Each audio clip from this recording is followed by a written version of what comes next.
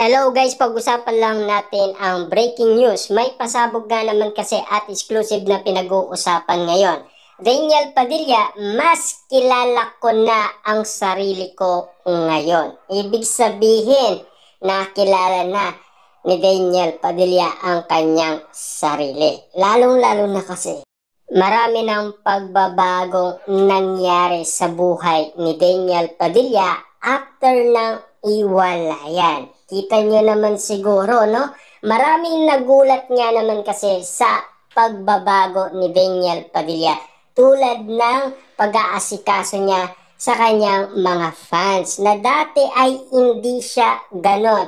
Kaya nga naman kasi marami ang umanga kay Daniel Padilla dahil sa kanyang pagbabagong ugali. Dahil doon ay kinukumpara ang ugali ni Daniel Padilla sa ugali ni Catherine Bernardo at sa ugali ni Alden Richard. Marami nga naman kasi ang nagtataka, pero marami nga naman kasi ang puring-puri kay Daniel Padilla. Ayon sa bali-balita, 30 anyos na ang dating tinaguriang Team King ng Kapamilya Network na si Daniel Padilla.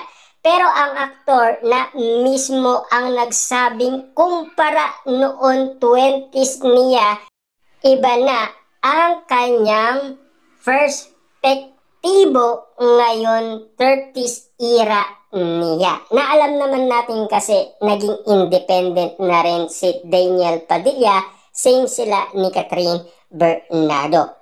Pero ang tanong, bakit pinili ni Catherine Bernardo sa BGC para makalapit umano kay Daniel Padilla, or baka meron talagang lihim na hindi nating alam na ginagawa sina Daniel Padilla at Catherine Bernardo. Ika nga kasi ng ibang mga manghuhula, magaling lang talagang magtago ng lihim ang iba't ibang mga artista. Kita niyo naman, Catherine Bernardo, di ba? Wala tayong kaalam-alam sa mga nangyayari sa kanya kasi walang ganap umano kay Catherine Bernardo at Alden Richard. Lalong-lalo na wala ding ganap umano kay Mayor Mart Alcala at Catherine Bernardo.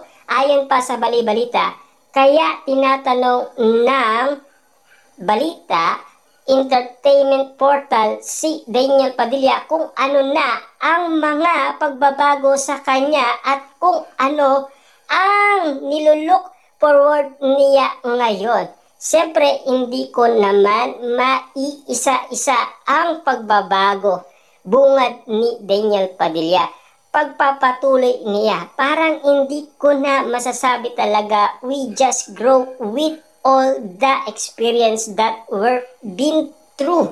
I could say na I have more wisdom and composure siguro.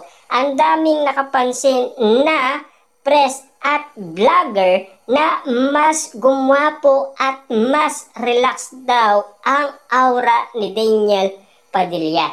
Papaano nga naman kasi kung maririnig ni Daniel Padilla na hanggang ngayon mahal na mahal siya ni Catherine Bernardo at lalong-lalo na kasi nagpaparamdam si Catherine Bernardo kay Daniel Padilla. Hindi ba kayo nagtataka? Diba? Kasi malapitan lang sila sa BGC.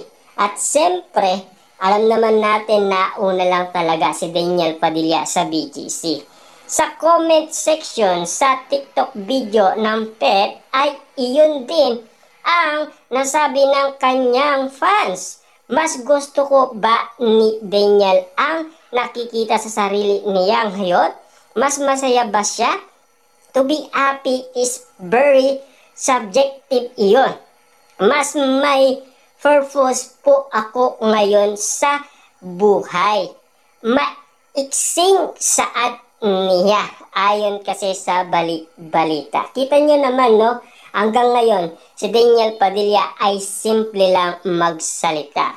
Nakapanayam ng balita si Daniel Padilla sa press con ng contract renewal niya bilang ambassador ng Don Machetos Coffee ginanap ang event sa Shangri-La The Port sa BGC sa Taguig City noong Miyerkules, June 18, 2025. Kaya nga naman kasi lahat ng press ay nandoon para tanungin si Daniel Padilla. Siyempre walang kawala si Daniel Padilla sa mga press. Kailangan sagutin niya ang dapat niyang sagutin. Lalong-lalo na kasi marami nang nag-aabang umano na magkaroon ng balikan sina Daniel Padilla at Catherine Bernardo. Hindi lang natin alam kung bakit nangyayari yan sa buhay ni Daniel Padilla at Catherine Bernardo. Nagkasundo naman sila, nagkaayos naman sila, pero ang gusto ni Catherine Bernardo kasi tropa muna at magkaibigan muna. Pero pinaglalaban niya naman. Kaso nga lang, kaaway kasi ni Daniel Padilla ang pamilyang Bernardo. Kita niyo naman, no? Kahit na si Mayor Mark Alcala ay binabantayan ni Mami Min Bernardo. Pera lang talaga kay Alden Richard. Kung may libreng oras ay nai-enjoy raw ni Daniel Padilla ang banding kasama ng ilan malalapit na kaibigan sa loob at labas ng showbiz. Masaya raw siya kapag nakakapag-camping, kumakain ng nakakamay at naghihihaw o kaya naman ay nag-motorbike at nakapag-swimming tulad ng mga post niya sa IG. Yeah, tama yun. It's just the balance number 1 yun para sa akin. Pagsang-ayon ni Daniel Padilla nang tanungin kung mas may oras siya para sa pahinga. Na alam naman natin, no, ang haba ng bakasyon noon ni Daniel Padilla noong Holy Week, di ba? Kitang-kita nyo naman siguro bago siya umakyat papuntang Baguio City dahil sa kanilang shooting na incognito. Siyempre alam naman natin, noon ay kaarawan ni Daniel Padilla.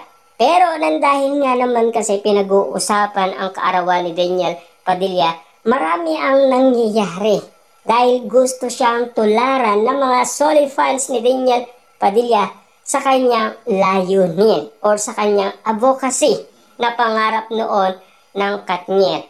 Pangalawa, I just thinking it's the timely kasi before talaga sobrang busy. Kinilala mo pa ang sarili mo. And now, siguro mas kilala ko na ang sarili ko ngayon. Pangalawa, mas nababalance ko na ang lahat ng mga bagay din. Ibig sabihin, natutunan talaga ni Daniel Padilla at Catherine Bernardo mag-mature. Kasi tama nga naman kasi si Robin Padilla. Kasi na-inlove sila sa isa't isa, bata pa lang sila. At hindi pa nila alam kung ano ang pinapasukan nila. Darating at darating ang tamang panahon na itatama nila ang pagkakamali nila. Tulad ng nangyari umano kina Daniel Padilla at Catherine Bernardo. Mas may diretso din daw siya ngayon, ani Daniel.